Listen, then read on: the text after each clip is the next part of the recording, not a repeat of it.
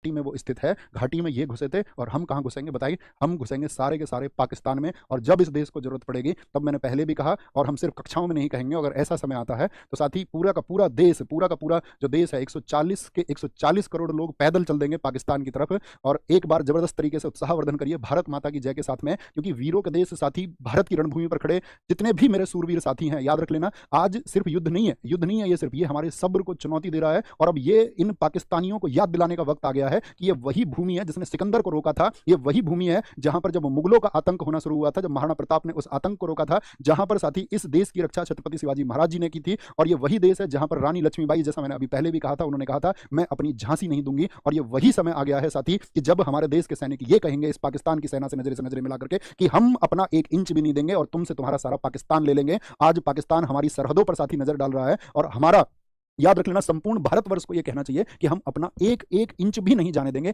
इतना सा भी भारत नहीं जाने देंगे और सारा का सारा पाकिस्तान हम ले लेंगे। क्योंकि दोस्त, ये युद्ध हमारी संप्रभुता को ललकार रहा है। और याद रख लेना, हम वो भारत के जवान हैं जो घर में घुसकर जवाब देना जानते हैं। याद रखो, ये वही सेना है जिसने 1965 में तिरंगा लहराया था, ये वही सेना है जिसने 1971 में तिरंगा लहराया था। और मेरे दोस्त, ये वही सेना है जिसने 1999 के कारगिल में बर्फीली चोटियों में तिरंगा लहराया था। और ये वही सेना है जिसके बारे में सोच करके इस देश का सीना गर्व से चौड़ा हो जाता है। हमें एक बात याद रख लेनी है मेरे दोस्त कि हमारी बंदूक की हर गोली शहीद आजम भगत सिंह जी के नाम से चलेगी, हमारी हर एक चाल नेताजी सुभाष चंद्र बोस के तुम मुझे खून दो के वचन को निभाएगी। और हमारी हर एक जीत साथी गांधी जी की आत्मा को भी शांति देगी। और हम लड़ेंगे, क्योंकि ये सिर्फ जमीन का युद्ध नहीं है मेरे दोस्त, ये सम्मान, स्वाभिमान और सनातन संस्कृति की रक्षा और इस देश की रक्षा का संग्राम है। चलो हम मिलकर साथी दिखा देंगे इस दुनिया को कि भारत का सपूत जब रण में उतरता है तो दुश्मनों की बंदूकें, दुश्मनों की गर्दनें झुक जाती हैं और मेरे देश का तिरंगा ऊपर हो जाता है। बोलो भारत माता की जय।